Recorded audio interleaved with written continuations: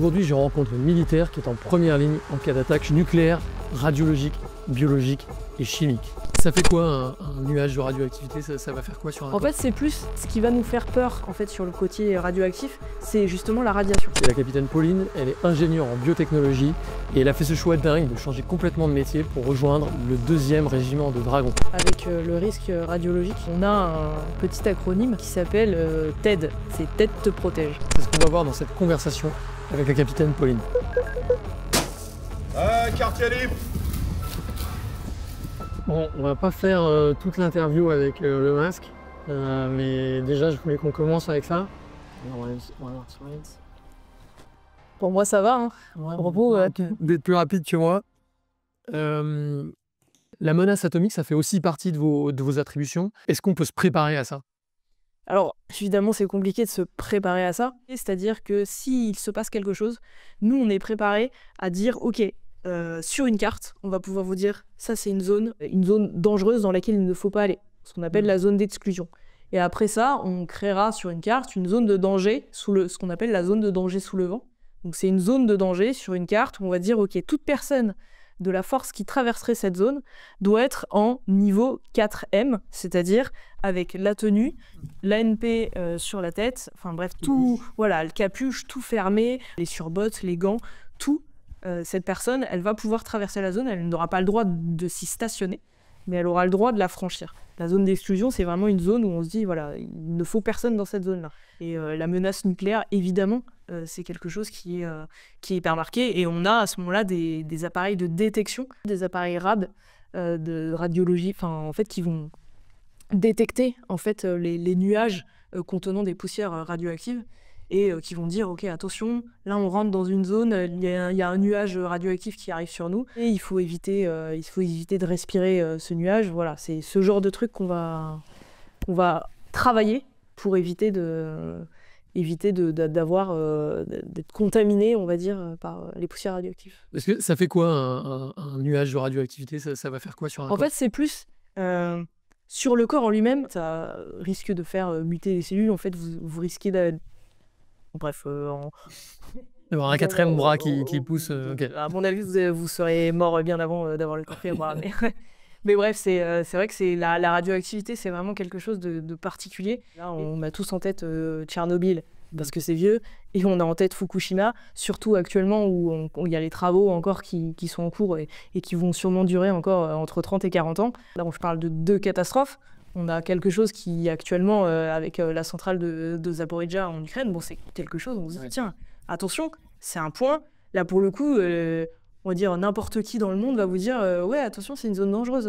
Oui, c'est une zone dangereuse, donc on sait que c'est très surveillé parce qu'on veut éviter les accidents. Quand on parle d'armes, après, en soi, nucléaires, donc le côté un peu dissuasif va plus être sur le fait que, de toute façon, quand la bombe va tomber, on sait que dans un rayon assez important en fonction de la puissance de cette bombe, c'est pas le côté radiologique qui va nous poser problème, c'est en fait le côté physique, la destruction physique propre de la bombe qui pose problème plutôt que la partie contamination de la zone par la suite. D'accord, mais moi je peux pas m'empêcher de penser qu'il y a quelques mois ou il y a quelques années, en entendant parler de Helsinki et ses bunkers sous la ville, on se dit, bon, enfin, ils sont peut-être qu'ils vont un peu trop loin. Et là, aujourd'hui, avec ce qui se passe, avec les tirs de missiles balistiques qu'on a pu voir entre l'Ukraine et la Russie, est-ce qu'on a le bon état d'esprit par rapport à ça? Est-ce qu'il faut qu'on se prépare plus à ce type de risque et d'éventualité? Là, l'avantage, c'est que on est dans une période où justement ces risques-là sont de plus en plus pris en compte. Donc là, la menace NRBC, elle a été prise en compte. Et c'est vrai que nous, on le ressent au niveau du régiment. On a une grosse avancée même de l'armée de terre. Hein. On a de plus en plus une montée en puissance de l'armée de terre. Aujourd'hui, on parle de l'armée de terre de combat. C'est pas pour rien.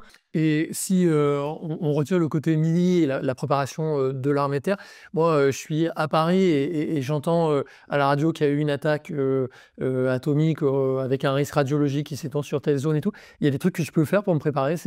Moi j'ai vu que dans les pays de la Baltique, là, ils ont envoyé des listes avec des équipements à avoir à la maison, je sais pas, les pastilles d'iode et tout. Je sais pas, vous avez des conseils pour ce genre d'éventualité? La France, elle a cette arme nucléaire justement pour dissuader d'autres pays d'utiliser la leur. Donc en fait, nous, on se base surtout sur, ok, la France a ça, donc on ne va pas rajouter encore plus et demander aux gens de se préparer.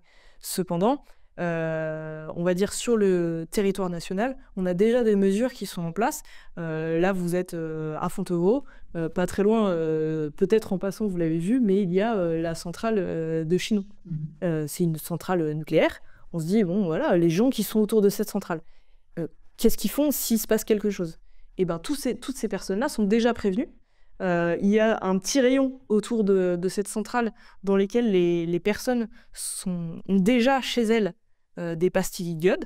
Et il y a un deuxième cercle, ces personnes sont prévenues, dans lesquelles chaque personne doit aller chercher sa pastille d'iode. Donc les pharmacies sont déjà équipées en cas d'accident, on a un certain stock et ils ont une liste de toutes les personnes qui sont censées venir chercher chez eux. Donc en fait, on a déjà sur le territoire national des plans, ce qu'on appelle des plans de sécurité. S'il se passe quelque chose, et ben voilà comment on peut réagir.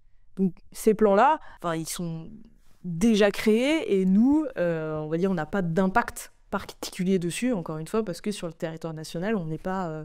ça ne sera pas nous les primo-intervenants, on va dire. Alors face au risque dont on a parlé tout à l'heure, le risque nucléaire, le risque radiologique, la tenue, là, elle sert à rien ou elle a un effet? En fait, avec le risque radiologique, on a un petit acronyme qui s'appelle TED. C'est TED te protège. Parce que du coup, ça prête un peu à rigoler. TED te protège, pourquoi? Parce que c'est temps, écran, distance. Donc en gros, le temps, c'est on va se mettre le moins de temps possible face à une source radiologique, par exemple. Écran, ok, derrière un mur, on va être protégé de certaines ondes radiologiques. Et distance, évidemment, plus on est loin de cette source-là, plus on est protégé. Donc on a le petit truc tête te protège. Bon, c'est un peu rigolo, mais pourquoi pas. Et donc, du coup, si cette tenue, elle va nous protéger dans ce côté un peu écran. C'est-à-dire, elle va faire écran directement, vous n'allez pas être mis en contact, ça va être une partie de protection. Vous avez différentes ondes en radiologie et il y en a notamment certaines qui sont déjà arrêtées par une simple feuille de papier. Et donc, en fait, on a le fait d'avoir la tenue. C'est déjà quelque chose qui va pouvoir stopper certaines ondes radioactives. Là, je les ai pas mis, mais on a en plus des chaussettes, une espèce de chaussettes qu'on appelle carbonées, et des gants pareils. Donc là, si j'en avais des neufs et que je les avais eus dans les mains, j'aurais eu les gants, les mains toutes noires, parce que cette tenue, elle est assez simple. C'est une tenue tissu classique qui permet aux combattants, évidemment, de continuer à combattre. Je suis presque... on est quasiment semblable. Mais la seule différence, c'est que moi, en plus de ça, qu'on voit un petit peu ici, on voit que c'est noir. Et en fait, c'est du charbon actif. Ce charbon actif va servir de filtre. Donc, au niveau des vapeurs. Et la tenue, pareil, elle est déperlante. Donc, l'objectif, c'est de ne pas être touché par du liquide. Donc, que ça soit des poussières rades. Donc là, on va avoir des techniques pour justement faire que ces poussières glissent en fait sur la tenue, et du toxique, donc plutôt chimique, vapeur ou liquide, qui du coup ne vous touchera pas à travers les vêtements. D'ailleurs, je crois que juste après l'invasion de l'Ukraine, vous êtes parti en détachement en Roumanie en mission. En fait, c'était ça la mission, c'était être capable d'armer une force pour faire face à une éventuelle menace chimique, radiologique? Alors exactement comme aujourd'hui le nucléaire existe en France, l'arme nucléaire, pourquoi elle existe? C'est une arme de dissuasion. Ok, les alliés sont présents à la frontière du conflit ukraino-russe. Alerte, on vous signale, ne dépassez pas la limite de la frontière de nos alliés. On est présent et on est capable de... Et là, pour le coup, avoir mis le 2e RD à ce niveau-là, c'est aussi pour dire, si vous nous attaquez, sachez qu'on a prévu toutes nos défenses pour tous les spectres possibles sur lesquels vous pourrez nous attaquer.